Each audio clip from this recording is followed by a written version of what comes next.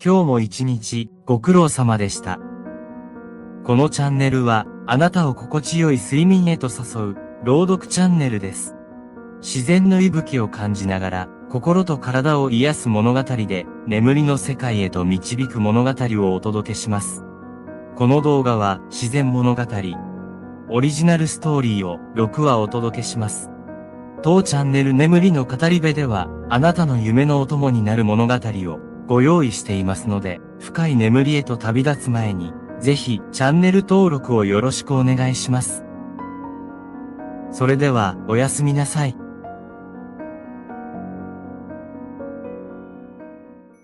湖の奥深く。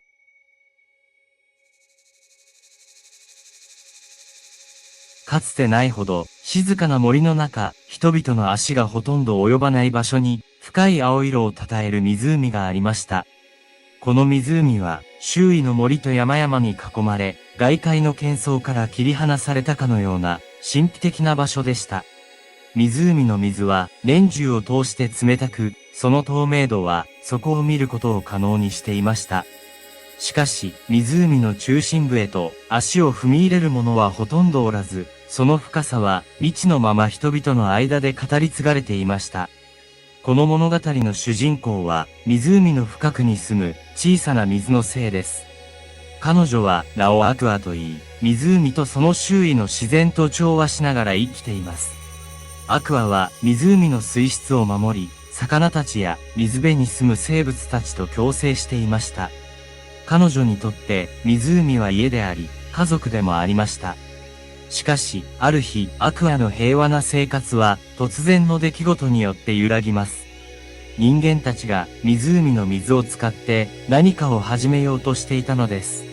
アクアは、自らの家と家族を守るため、そして、湖の美しい自然を、未来にもつなげていくため、冒険に出る決意を固めます。こうして、湖の奥深くから、始まるアクアの物語が、幕を開けるのでした。アクアの住む湖は外界の人々にとっては遠い存在でしたが、ある夜のこと、湖畔に人の姿が見えました。彼らは湖の水を利用して発電を始めようとしていたのです。その計画が実現すれば、湖の静寂は失われ、生態系にも大きな影響が出ることが予想されました。アクアは人間たちの計画を知り、深い憂いに駆られます。しかし、彼女はただ手をこまねいているわけにはいきませんでした。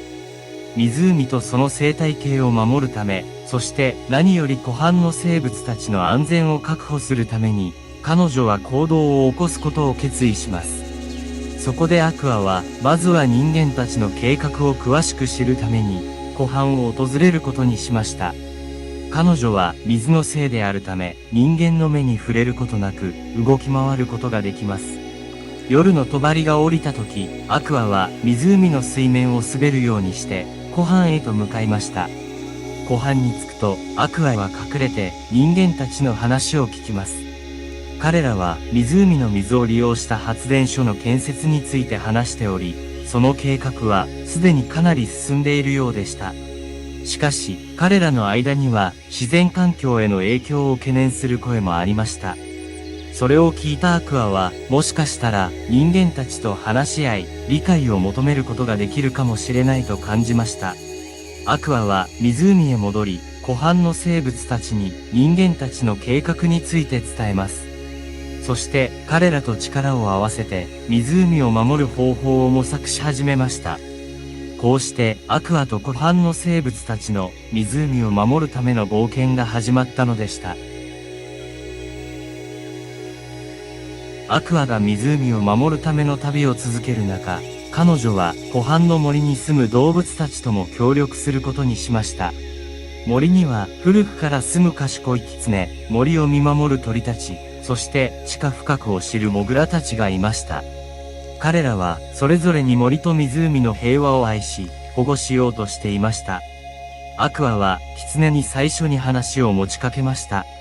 狐は人間たちが森を通って湖畔に来るのを見ており、彼らの計画についても耳にしていました。狐はアクアの話を聞いて、すぐに協力を申し出ました。狐は森の動物たちを集め、人間たちの計画に対する対策を練る会議を開くことを提案しました。次に、アクアは空を飛ぶ鳥たちに接触しました。鳥たちは高い空から見た湖畔の変化をアクアに伝え、人間たちの活動が森にも影響を及ぼしていることを教えてくれました。鳥たちは自らの翼で情報を集め、森の中の仲間たちへ伝える役割を買って出ました。最後に、モグラたちとの協議が行われました。地下深くを知るモグラたちは、地中のミオの変化や土壌の様子を教えてくれました。彼らは発電所の建設が地下水にどのような影響を与えるかを詳しく解析し、アクアに報告しました。これらの協力を得て、アクアは湖を守るためのより具体的な計画を練り上げることができました。森の動物たちも自らの住む場所を守るために一致団結し、アクアと共に行動を起こす準備を始めました。こうして湖と森の命を守るための大きな一歩が踏み出されたのでした。アクアと森の仲間たちが一丸となって準備を進める中、ついに人間たちとの直接対話の機会が訪れました。アクアは人間たちに自然界の声を届ける使者として、湖畔で行われる地元住民と開発者の会議に潜り込むことにしました。会議の日、アクアは魔法を使って人間の姿に変身し、会議場に姿を現しました。彼女の突然の登場に、会場は一時騒然となりましたが、アクアは落ち着いて自然との共生を訴え始めました。彼女は湖と森が持つ美しさと重要性、そしてそれらがどのように人間の生活にも利益をもたらしているかを熱心に語りました。また、森の動物たちが集めた情報をもとに、発電所の建設が環境に与える潜在的な影響についても詳しく説明しました。アクアの話は開発を進める側の人間たちにも、地元住民にも新たな視点を提供しました。特に地下水への影響や生態系への悪影響が具体的に語られると、会場内の雰囲気は変わり始めました。会議が進むにつれ、開発側の一部の人間たちは、計画を再検討する必要性を感じ始めました。そして、地元住民からは、自然を守りつつ、持続可能な開発を目指すべきだという声が高まりました。アクアの誠実な訴えと、動物たちがもたらした情報は、人間たちに自然と共存する道を考え直させるきっかけとなりました。そして、この会議を機に、人間たちと自然界との間に、新たな対話の扉が開かれることになったのです。アクアは、自然界の小さな声が、大きな変化を生むことができるという希望を胸に、湖へと帰っていきました。アクアの勇気ある行動と、森の仲間たちの助けによって、人間たちとの対話は、新たな展開を見せました。発電所の計画は一時停止となり、代わりに自然を守りながらエネルギーを生み出す方法について地元住民や専門家、そしてアクアと森の仲間たちが一緒になって考えるワークショップが開催されることになりました。ワークショップでは太陽光発電や小規模な水力発電、さらには地域の生物多様性を保護しながらの森林管理など多くのアイデアが提案されました。アクアは人間たちが自然に対する深い尊敬の念を持って接しているのを見て、希望を感じます。このプロジェクトを通じて、湖畔の村は徐々に自然と共生するモデル地域として注目を集めるようになりました。人々は自然の美しさと重要性を再認識し、それを守るために行動を起こすようになります。そしてアクアと動物たちは人間たちとの新たな関係を築き、互いに支え合う存在となりました。季節は流れ、湖は以前と変わらず、静かにその場所にありますが、その周囲には新たな調和が生まれていました。アクアはこの変化を自分たちの小さな行動がもたらしたという事実に心からの満足を感じます。彼女にとって湖畔の村との新しい関係は冒険の旅の中で見つけた最も貴重な宝物でした。アクアと森の仲間たち、そして人間たちとの間に築かれた新たな絆は湖の未来を明るいものに変えました。発電所計画が棚上げされ、自然と調和する持続可能な開発が進む中、湖は再び静寂と平和を取り戻しました。そして、その美しい自然は、遠くから訪れる人々にも愛される場所となりました。アクアは人間たちが自然に対して負っている責任と、その美しさを守ることの重要性を改めて世に示すことができました。湖畔の生物たちも人間たちとの新しい関係を喜び、彼らと共に生きることに希望を感じています。物語の終わりに、アクアは湖の中心で静かに浮かびながら、これまでの旅を振り返ります。彼女の周りには湖の水がきらめき、森からは優しい風が吹いてきます。そして遠くからは人々の笑い声や話し声が和やかに聞こえてきました。私たちの小さな行動が大きな変化を生むことができる。共に生き、共に守り、共に未来を築く。それが私たちがこの湖から学んだ最も大切な教訓だね。アクアの心は希望と感謝でいっぱいでした。彼女は知っていました。この湖とその周りの自然と生き物たちはこれからも長い時間を共にし、互いに支え合いながら生きていくことを、そして湖の奥深くから始まった小さな水の生の物語は、ここに輝く未来を迎えるのでした。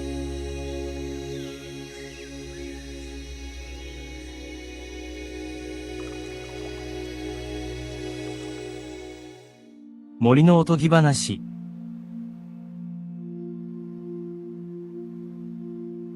かつて、遥か彼方の未知なる地に森が広がっていました。この森は人間の足が踏み入れたことがないほど遠く、古くから数えきれないほどの物語と秘密を抱え込んでいました。森の中心には古い木がそびえ立っており、その木は森の守り神として崇められていました。木の名はエルディス、時の始まりと共に生まれ、森の生命と魔法の源でした。エルディスの周りでは季節が巡り、春は新しい生命を呼び覚ます優しい風をもたらし、夏は木々を濃い緑に染め上げる太陽の光を与え、秋は森を彩る落ち葉の絨毯を敷き詰め、冬は静寂と休息を告げる白い雪を降らせました。この不思議な森は動物たちの楽園であり、彼らはエルディスと共に調和の中で生きていました。しかし、森には人々が忘れ去った古い魔法が眠っており、それが森全体を包み込む不思議なエネルギーの源でした。森の中では木々が囁き合い、動物たちが言葉を交わし、星々が夜ごとに物語を語ります。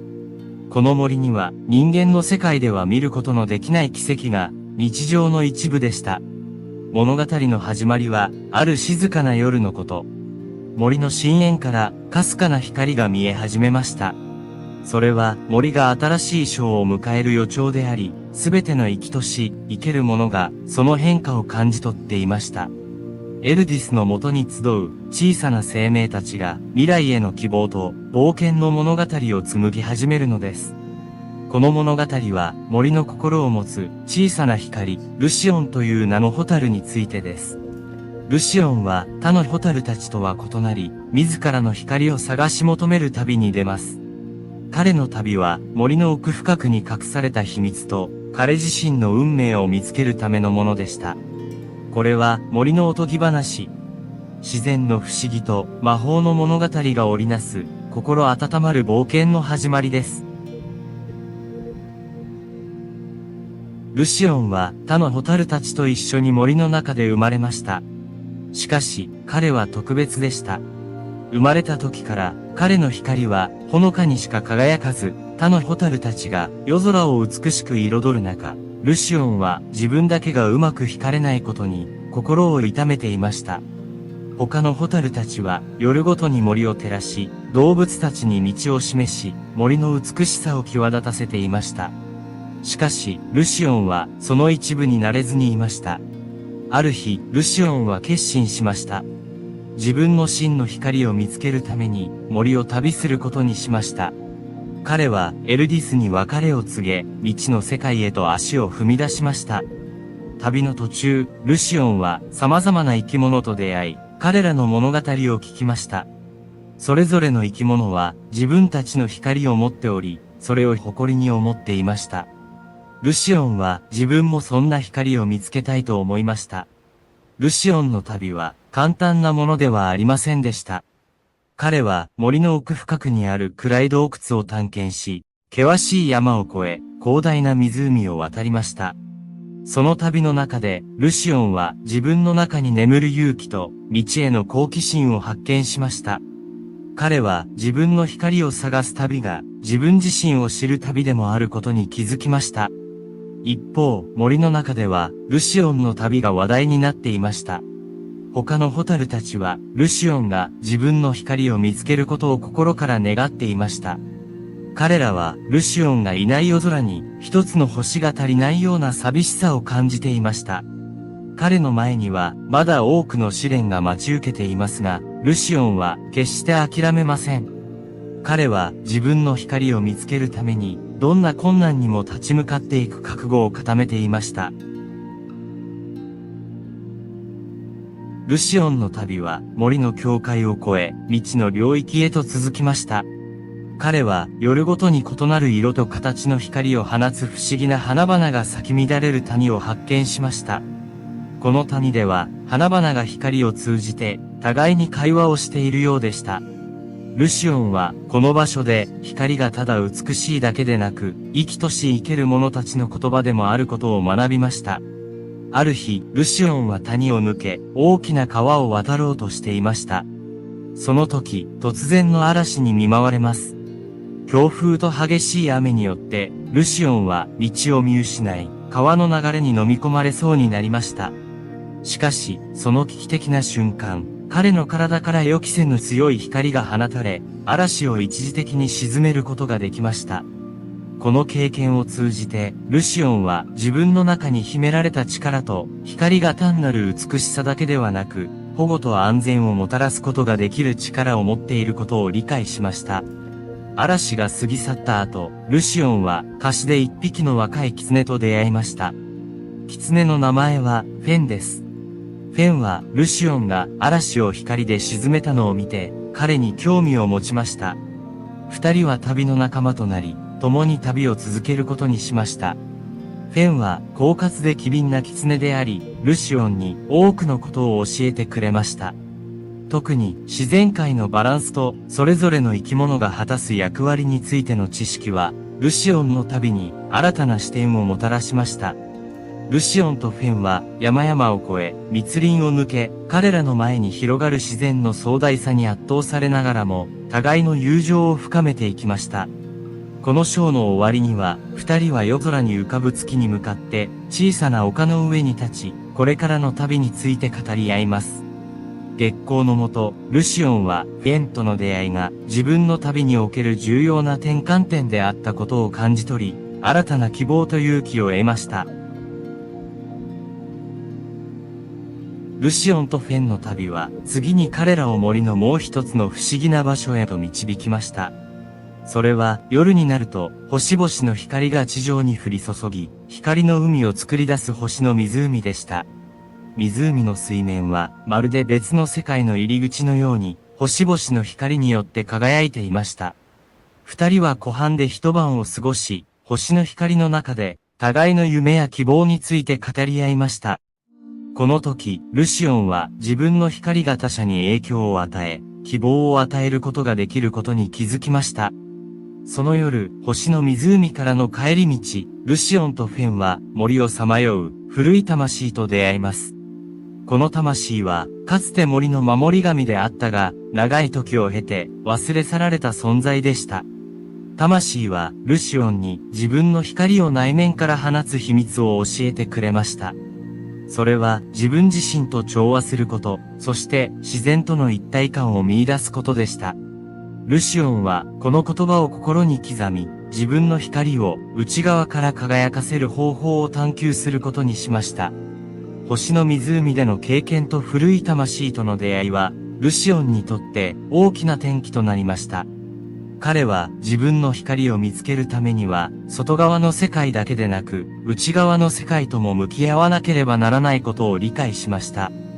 フェンの助けを借りながら、ルシオンは自分の心の奥深くにある光を見つけ出す旅を続けます。ルシオンとフェンは新しい朝を迎え、彼らの冒険は次の章へと進んでいきます。彼らは自分たちの旅がただの冒険ではなく自己発見の旅であることを深く認識し始めていました。ルシオンとフェンの旅は彼らを森の最も古く神秘に満ちた部分へと導きました。ここは時間が異なる速さで流れる場所であり、一歩踏み入れると世界の見え方が変わると言われていました。この地には時間の木と呼ばれる古木があり、その周囲では過去、現在、未来が交錯していました。ルシオンとフェンは時間の木の下で一夜を過ごすことにしました。夜が深まるにつれ、時間の木は輝きを増し、その枝からは幾千もの光が降り注ぎました。光の一つ一つが異なる時間からの囁きを運んできました。ルシオンはこの光の中で自分の内側の声に耳を傾けました。そして彼の心の奥深くにある光がじわりと輝き始めました。この光は彼の恐れや疑いを超えた場所から来るものであり、ルシオン自身が真に何者であるかを示していました。その夜、ルシオンは夢を見ました。夢の中で彼はエルディスの元に戻り、森のすべての生き物たちと共に輝いていました。彼の光はかつてないほど明るく、暖かく、その光は他のすべての生き物たちをも照らしました。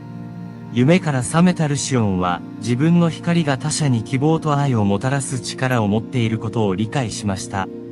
時間の木の下で過ごした一夜がルシオンにとっての転機となりました。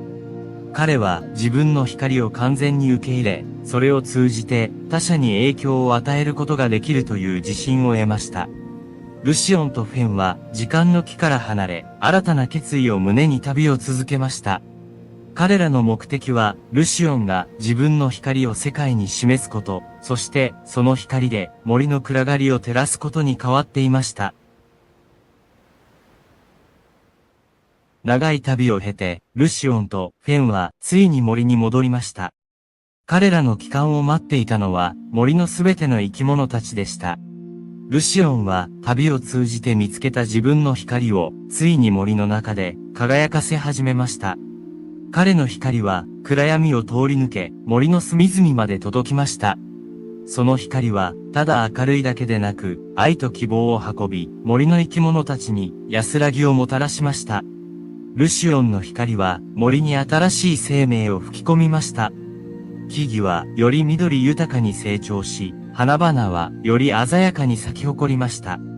ルシオンとフェンの物語は森の新しい伝説となり、彼らの冒険は後世に語り継がれるようになりました。そしてルシオンはエルディスの下でフェンと共に静かに佇みました。彼らは自分たちの旅が終わったことを悟りました。しかし、それは同時に新しい始まりでもありました。ルシオンの光は森を守る新たな力となり、彼とフェンの友情は森のすべての生き物にとっての希望の象徴となりました。ルシオンとフェンの旅の終わりを告げますが、彼らの物語が教えてくれる教訓は永遠に続きます。それは自分自身の光を見つけ、それを大切にすることの大切さ、そしてその光を通じて世界に影響を与えることの力です。そして夜が更けるにつれ、森は再び静寂を取り戻しました。しかし、この静けさの中には、ルシオンとフェンの冒険がもたらした新たな希望と愛が満ち溢れていました。森はかつてないほどに生き生きとしており、その中心でエルディスは優しく微笑んでいました。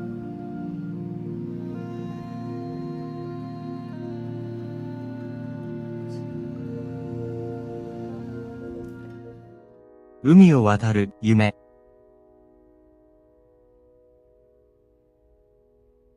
遥か昔、海がまだ未知の世界であった時代、海の心を持つ一匹のウミガメがいました。その名はカイロン。彼は広大な海を自由に旅する夢を持っていました。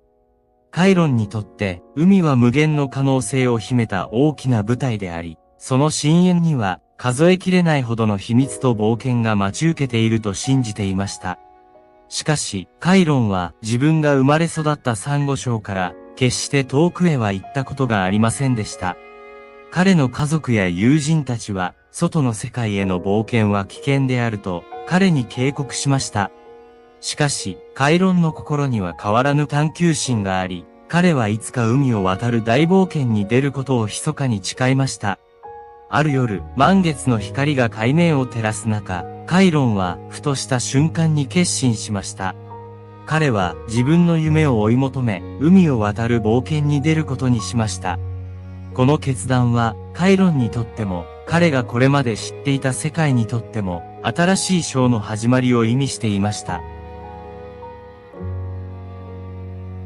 カイロンの旅は、まず彼が慣れ親しんだ、サンゴ礁を離れることから始まりました。彼は、海の広がりと、その美しさに、改めて驚かされながら、勇気を出して、未知の水域へと漕ぎ出しました。旅の初日から、カイロンは、多くの困難に直面しました。強い潮流、巨大な波、そして、彼が今まで見たことのない大きな海の生き物たち。しかし、これらの困難は、カイロンの冒険心をかき立てるだけでした。旅を続ける中で、カイロンは一匹の好奇心旺盛なイルカ、ディオと出会いました。ディオはカイロンの夢に興味を持ち、彼の旅に同行することを申し出ました。二人はすぐに固い友情で結ばれ、共に海を渡る旅を続けました。カイロンとディオは、旅を通じて様々な海の文化と生き物に出会いました。彼らは深海の謎に迫り、遠い海域に住む友好的なクジラの群れと交流しました。クジラたちは彼らに海の古い物語と歌を教えてくれました。これらの歌には海を渡る者たちが直面する試練や海が秘める無限の可能性についての知恵が込められていました。また、彼らは海底に眠る古代の沈没船を探検し、そこで見つけた宝物から人間の世界と海がどのようにつながっているかを学びました。この経験はカイロンとディオに海と陸との間に存在する深いつながりと相互依存の重要性を教えました。カイロンとディオの旅は彼らを大きな嵐に直面させました。この嵐は彼らがこれまでに経験したことのないほどの強さでしたが、二人は互いに支え合い、嵐を乗り越えることができました。この試練を経て、カイロンとディオはどんな困難も友情と信頼があれば乗り越えられるということを学びました。嵐の後、彼らは神秘的な光を放つプランクトンによって照らされた海域にたどり着きました。この場所は海の生き物たちにとっての聖地であり、カイロンとディオはここで海の精霊と出会いました。海の精霊はカイロンの夢を称賛し、彼に海の守り神としての役割を与えました。新たな役割を得たカイロンとディオは海を渡る旅を続けながら他の海の生き物たちを助け、海の秘密を守る使命を果たしました。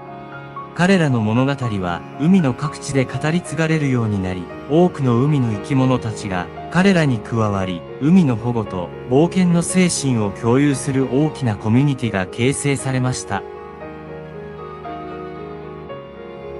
長い旅の末、カイロンとディオは彼らが始めたサンゴ礁に戻りました。彼らは海を渡る夢を追い求めていた経験と知識を家族や友人たちと共有しました。カイロンとディオの話を聞いた海の生き物たちは、それぞれが持つ夢や好奇心を大切にする勇気を得ました。カイロンとディオは、海の生き物たちに、海の保護の大切さと、未知への探求の精神を伝えました。カイロンの旅は、彼だけの冒険ではなく、海全体に影響を与える大きな旅でした。彼とディオが体験した冒険は、海の深い絆と相互依存を示し、未来の世代に海を大切にする心を植え付けました。夜が更けると、カイロンとディオは、再び海を見つめました。彼らの心には新たな夢と旅の計画が芽生えていました。海は依然として広大で未知の世界を秘めており、彼らの探求心は尽きることがありませんでした。しかし今、彼らは単なる冒険者ではなく、海の守り神として、その未来を見守る存在となっていました。彼らの物語は、友情、勇気、そして海という壮大な舞台の上で繰り広げられる、無限の冒険への憧れを、私たちに思い起こさせます。カイロンとリオの物語は終わりましたが、彼らの精神は永遠に海を渡り続けます。夜空に輝く星々のように、彼らの物語は、これからも海を愛するすべての心に光を与え続けるでしょう。海が静かに囁きながら、新たな夢追い人たちを待ち続けるのです。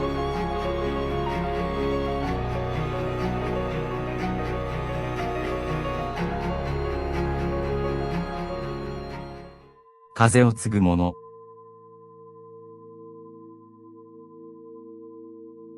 かつてないほど遠い地、風が語りかける場所に、風を操る能力を持つ一族がいました。この一族は、風の精霊から授かった力を受け継ぎ、世代から世代へとその力を守り、育んできました。彼らは、風を継ぐ者と呼ばれ、人々から尊敬されると同時に、恐れられてもいました。なぜなら、彼らの力は、時に予測不可能であり、自然のバランスを一瞬にして変えることができたからです。この物語の主人公は、アイラという名の若き風を継ぐ者です。アイラは、非常に才能がありながらも、自分の中に眠る力の全貌を、まだ知りませんでした。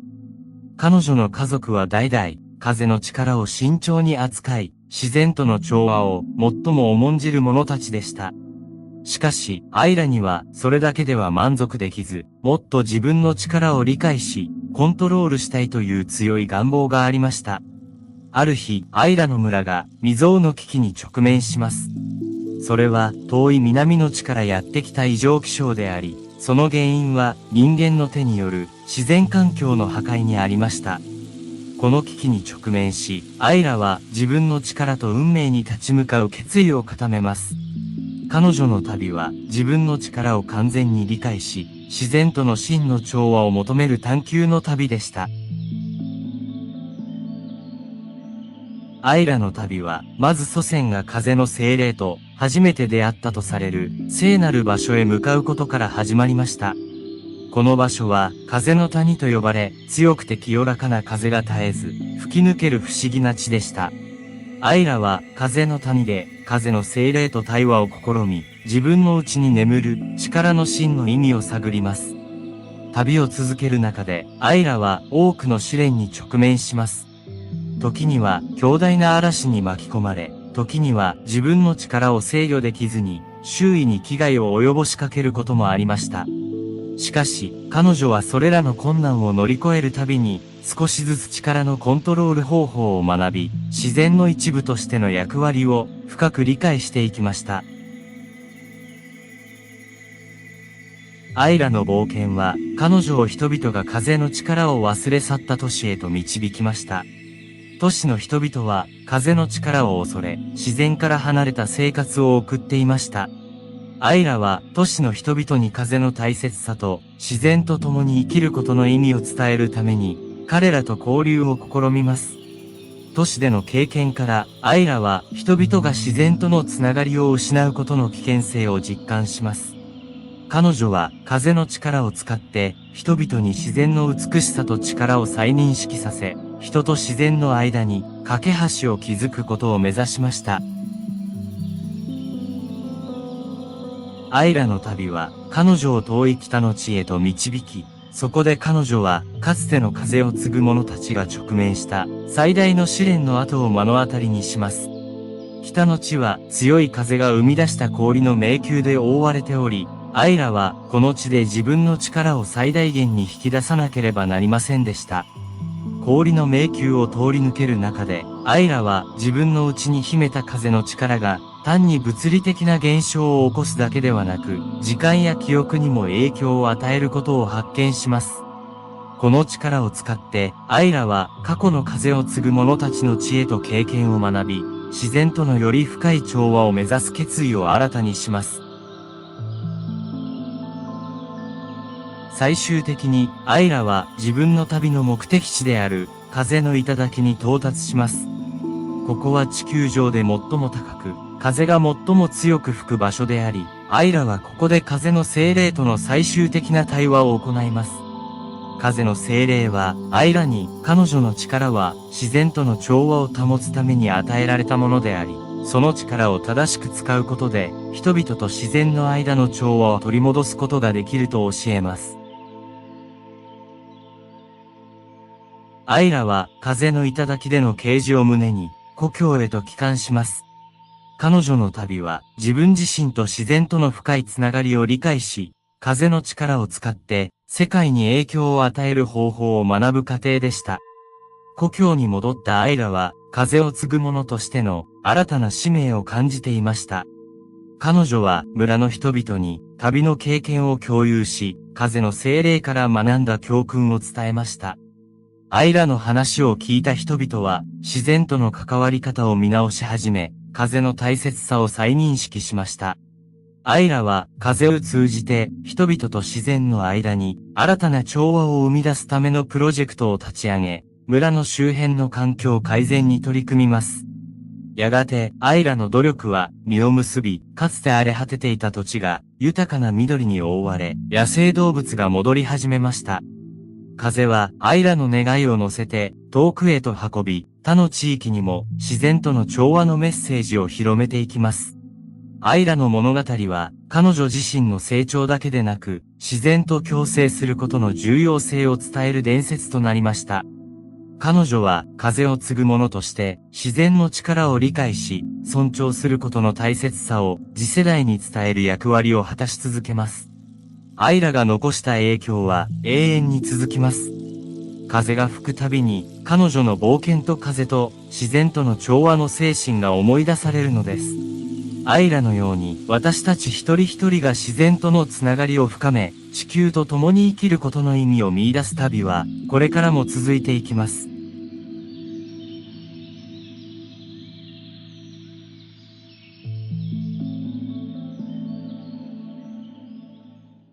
雨に濡れる花。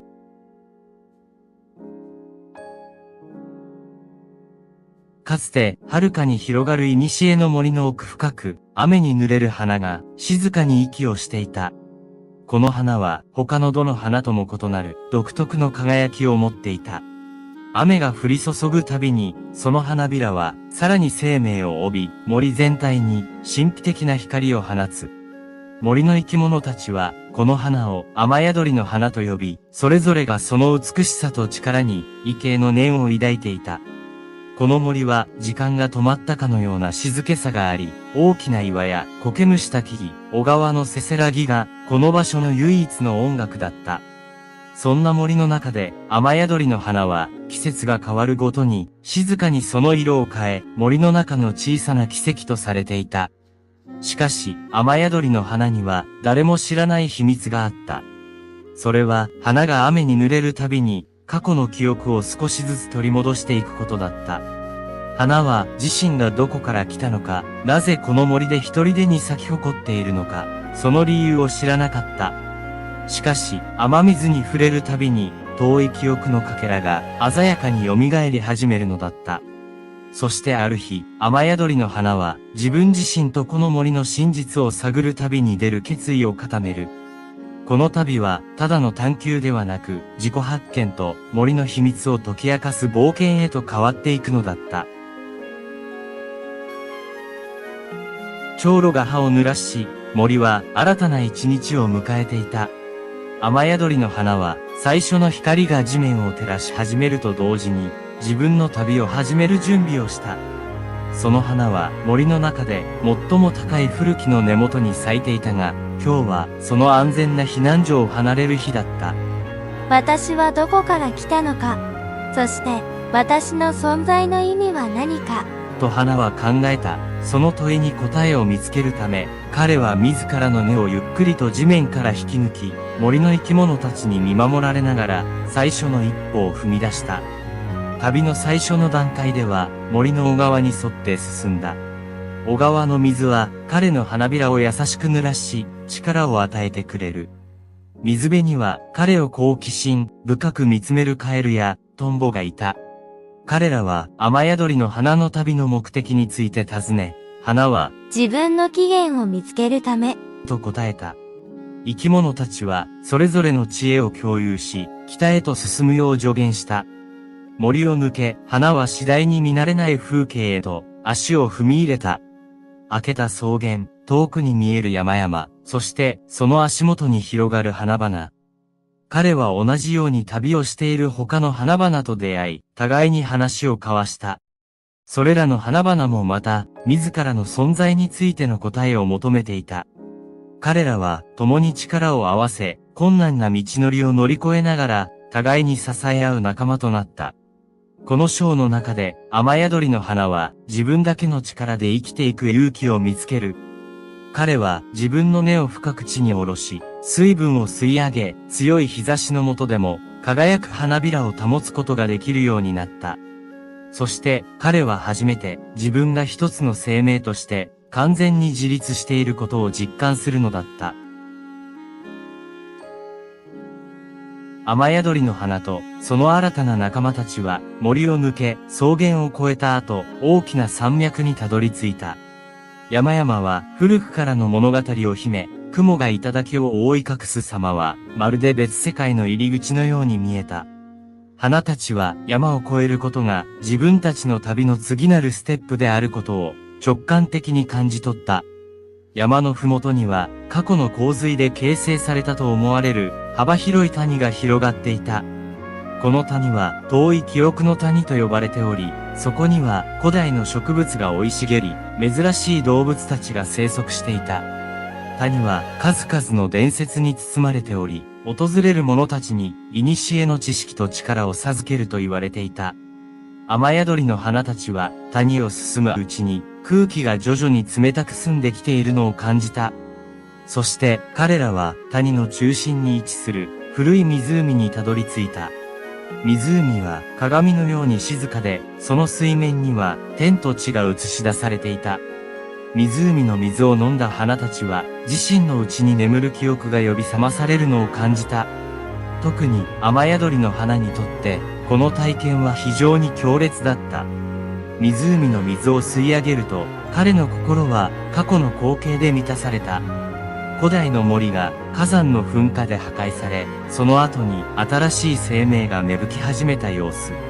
そして彼がかつて人間たちによって愛され、守られていたこと。彼らは彼を特別な場所に植え、彼が成長するのを見守っていた。この記憶は彼がただの花ではなく、古代から伝わる特別な力を宿す存在であることを示していた。彼は自分がこの森の守り神の一部であり、自然と人間の架け橋としての役割を果たしていたことを思い出した。谷を後にするとき、雨宿りの花は新たな使命感に満ちていた。彼は自分の起源を知り、自分の存在が森とこの世界にとってどれほど重要であるかを理解し始めていた。彼とその仲間たちはさらに深い知識と力を求めて山を越える旅を続けることにした。山を越えた雨宿りの花とその仲間たちは次に巨大な風を操る頂へと向かった。この風の頂は空と地をつなぐ場所として古来より崇められていた。ここからは世界のすべてが一望でき、風が地上の物語を語り続ける場所だった。旅の中で彼らは風の言葉を理解する術を少しずつ学んでいた。風は時に優しく囁き、時に力強く物語を運んできた。風の頂に近づくにつれ、その囁きははっきりとした声へと変わり、花たちに地球の創造から現在に至るまでの物語を教え始めた。風の頂に到着した時、彼らは強烈なエネルギーを感じた。この場所から放たれる力は、彼らの内に眠る能力を呼び覚ますようだった。雨宿りの花は、風と一体になることで、遠く離れた場所の様子を見たり、未来の光景を予感したりすることができるようになった。これは、彼が古代から守り続けてきた力の一部を取り戻した瞬間であった。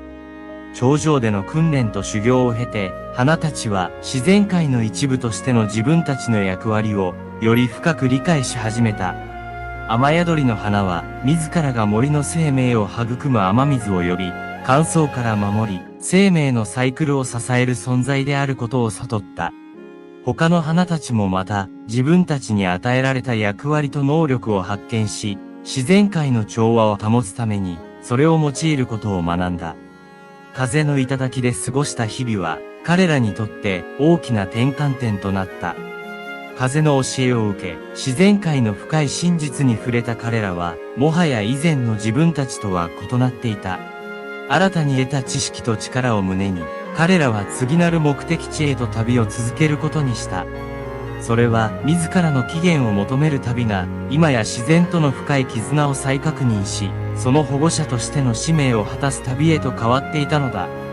風の頂での経験は彼らに、自然界全体が一つの大きな生命体であり、その一部として彼らもまた重要な役割を担っていることを教えた。彼らの旅は自己探求の旅から自然との調和を目指す旅へと変貌を遂げていた。風の頂からの降りてきた雨宿りの花とその仲間たちは次に光と影の谷を目指した。この谷は日中、太陽の位置によって美しい光と深い影が交錯する場所として知られていた。光が生命を育み、影が休息と回復をもたらす自然のバランスが見事に表現されている場所だった。旅を続ける中で彼らは自然界のバランスの重要性を身をもって知ることになる。光が強すぎれば生命は枯れてしまう。影が深すぎれば成長が止まってしまう。だからこそ光と影は互いに依存し合い調和を保っているのだと彼らは学んだ。谷を進む中で雨宿りの花は特に光と影のダイナミクスに引き込まれた。彼は自分自身の中にも同じようなバランスが必要であることを感じた。強い光の下では彼は自己の力を最大限に発揮できるが、時には影に身を寄せ、内省と回復の時間を持つことも大切だと悟った。この谷を通じて、雨宿りの花たちは、自然界の調和のみならず、内面の平和とバランスの重要性についても学んだ。彼らは、互いに支え合いながら、自然界の様々な力と、どのように共存していくかを理解し、深めていった。谷を抜ける頃、彼らはもはやただの旅の仲間ではなく、深い絆で結ばれた家族のようになっていた。共に困難を乗り越え、共に成長し、そして共に自然の一部としての自己を見出したのだ。彼らの旅は外界の探求だけでなく、内面の旅でもあった。光と影の谷を後にするとき、雨宿りの花たちは新たな自信と平和を胸に、旅の最終目的地へと向かう準備を始めた。彼らが探し求めていたのは、自分たちの起源と目的だけではなく、生きとし生けるものすべてとの深いつながりと調和だった。そして、その答えがついに明らかになる。雨宿りの花たちの長い旅は、ついに古の森へと戻ることで、終わりを告げた。彼らが森に足を踏み入れた瞬間、すべての生き物が、その帰還を感じ取り、静かな歓迎の儀式を始めた。森全体が、旅から帰ってきた彼らを受け入れ、祝福した。彼らは、旅の間に学んだすべての教訓を、この森と、その住人たちと共有することにした。雨宿りの花は、自分たちが経験した自然の調和とバランスの大切さ、内面と外界の平和を保つことの重要性を伝えた。そして彼らは森の中でその知識を生かして新しい生命を育む役割を担うことになった。特に雨宿りの花自身は彼が持つ古代からの力を用いて森の中で新たな水源を生み出した。これにより、かつて乾燥に苦しんでいた土地は、再び生命で満ち溢れ、多くの植物と動物たちがこの恩恵を享受した。彼の行動は、自然との調和を保つことの重要性を森のすべての生き物に示した。彼らの仲間たちもまた、それぞれが持つ独自の能力を用いて、森の再生と発展に貢献した。影を操る花は、夏の強い日差しから森を守り、光を操る花は、日光が届きにくい場所にも、平等に光を分け与えた。風と話すことができる花は、森全体に新鮮な空気を送り込む役割を果たした。このようにして、雨宿りの花たちの旅は、単なる自己探求の旅から、自然との深い絆を再確認し、それを保護し、育む使命を持つ旅へと変わった。彼らの帰還は、森に新たな生命と希望をもたらし、すべての生き物にとっての祝福となった。物語はここで終わるが、雨宿りの花と、その仲間たちの旅は、実は新たな始まりに過ぎなかった。彼らの教えと生き方は、次世代の生き物たちに受け継がれ、永遠に森の中で生き続けることになる。彼らは、自然と共生することの美しさと、重要性を証明したのだ。そして、雨に濡れる花は、今もなお、古の森の奥深くで、静かに息をしている。雨が降り注ぐたびに、彼は過去の旅を思い出し、自らの存在がもたらす無限の可能性に感謝する。彼の物語は、自然の一部としての私たちすべてに、深い平和と調和を思い出させてくれる。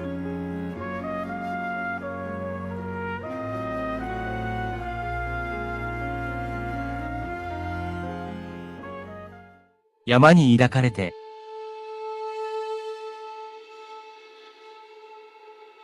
遠い昔、世界の果てに位置する古の山がありました。その山は、空を貫くかのような雄大さで、四季を通じて、様々な顔を見せます。春には、山頂に残る雪が溶け、清らかな水を、山腹の小川へと送り込みます。夏は緑深い森が生き生きと息づき、秋には紅葉が山を彩り、冬には雪が静かに山を包み込みます。この山は単なる自然の造形物ではありませんでした。山そのものが生きており、なお雪と呼びます。雪は長い年月を通じて多くの生命と対話し、共に時を過ごしてきました。山の動植物、訪れる人々、そして時には遠くの海や空とも語り合います。しかし、雪は自らの声を直接人間に伝えることはありませんでした。その代わり、四季の移り変わり、草木の成長、動物たちの営みを通して、自然の言葉を伝え続けてきました。人々は雪の美しさに惹かれ、その豊かな自然に癒され、敬意を持って接してきました。雪は自らの存在意義として、この大地と生命をつなぎ、守り抜くことを誓っています。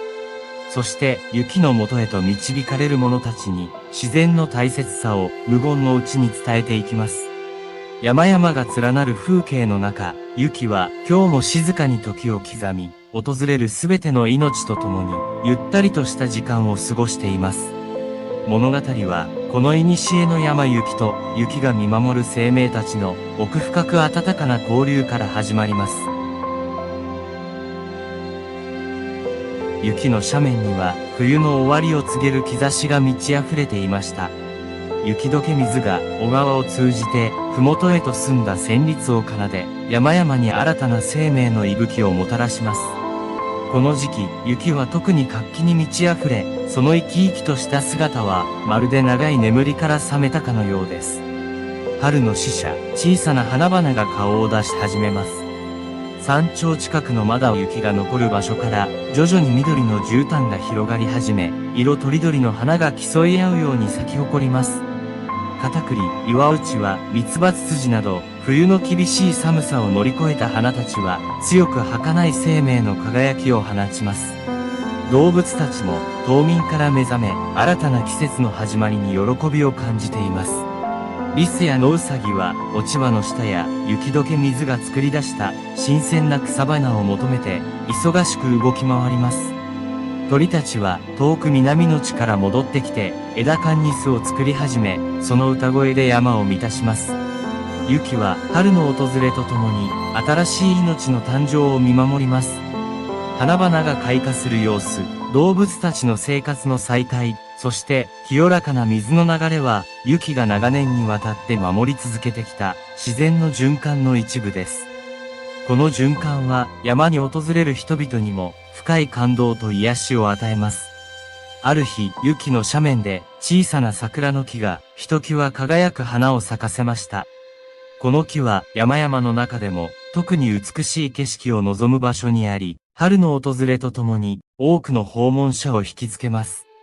木の下では人々が静かに花の美しさを楽しみ、春の息吹を感じています。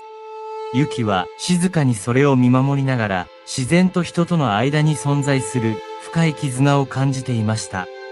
春の訪れはただ季節の変わり目を告げるだけでなく、生命の循環と再生の象徴でもあります。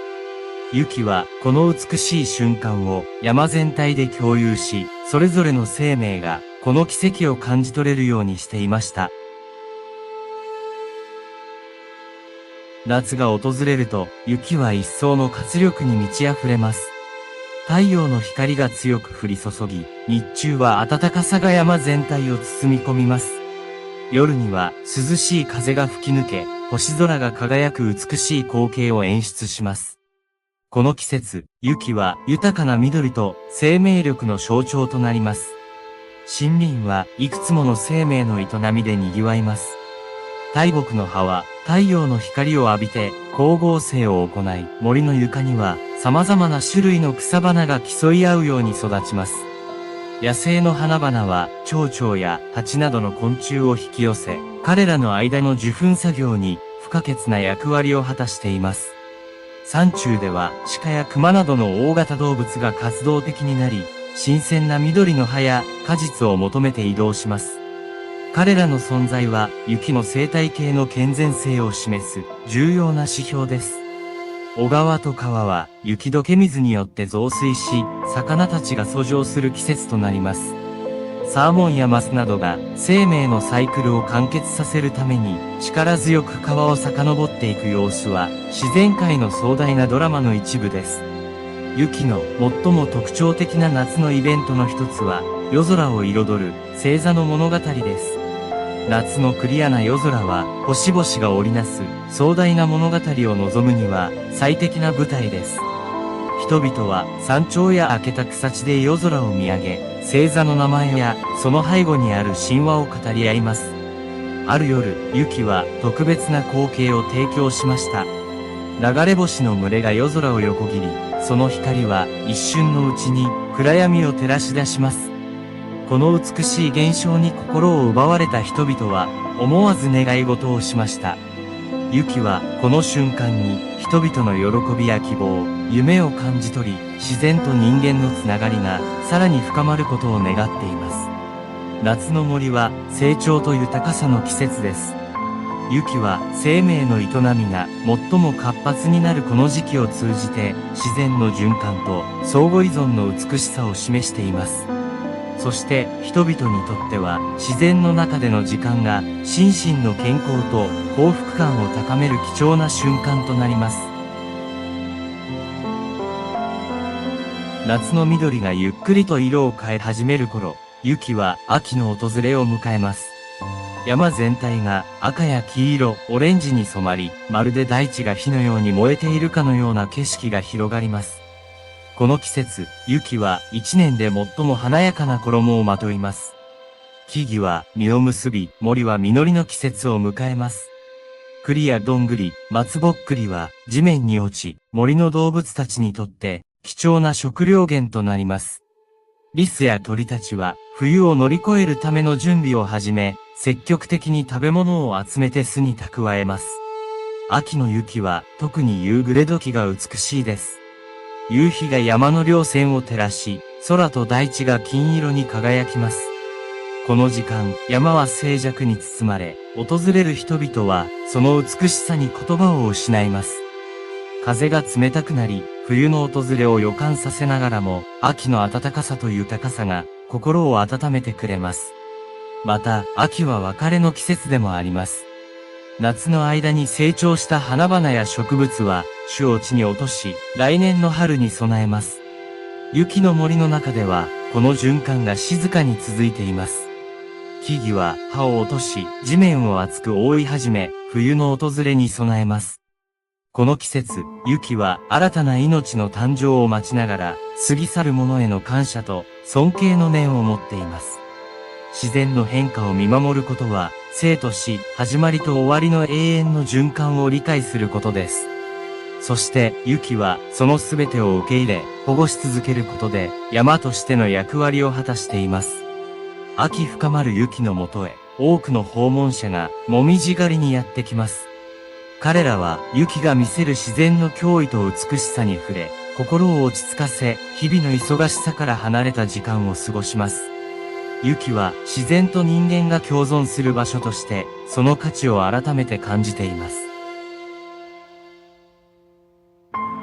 秋の豊かな色彩が山からゆっくりと消え去り、雪はやがて冬の訪れを迎えます。山全体が静かに雪に包まれ、世界は白と静寂の中に落ち着きます。この時期、雪はまるで別世界に変わり、厳しい寒さとともに冬特有の美しさを見せてくれます。雪が降り始めると山の形は柔らかく変わり、すべてを覆う白い布団が山の輪郭をぼんやりとさせます。太陽が低くなり、短い日中でも光は柔らかく、雪に反射してキラキラと輝きます。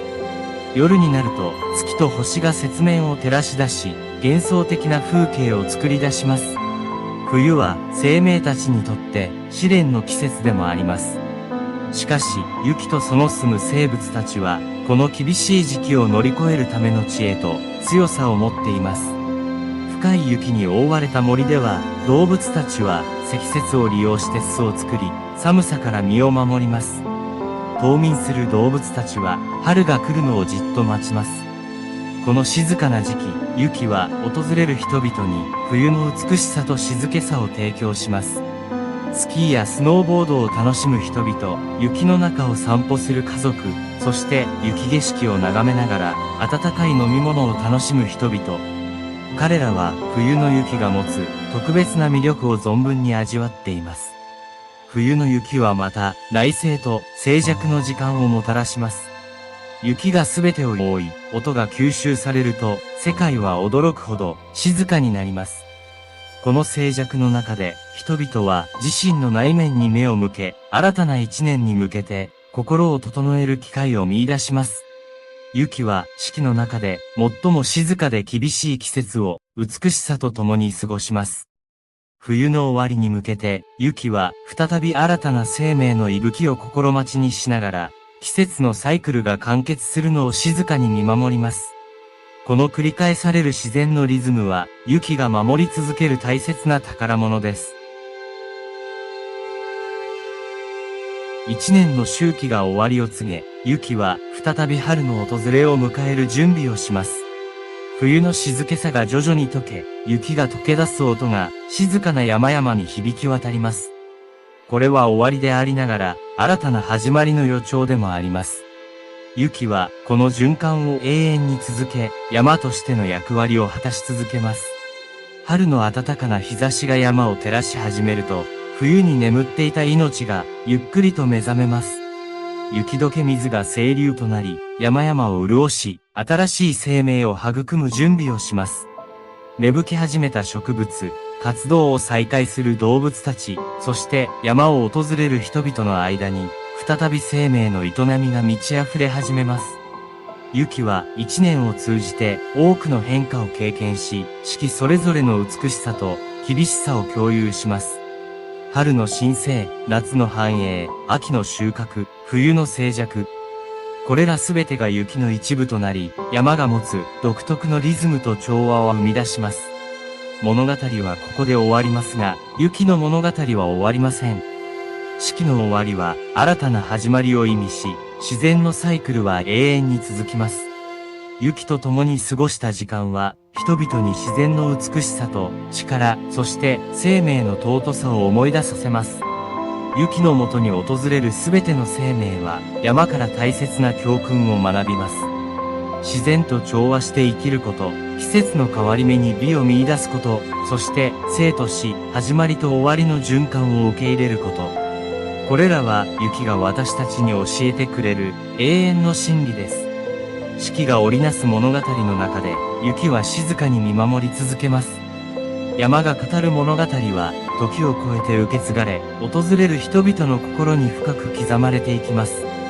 そしていつの日か雪の物語は新たな命を吹き込まれ、再び語り始められるでしょう。自然と共に生きる喜びと四季の移ろいに寄り添う心を持って、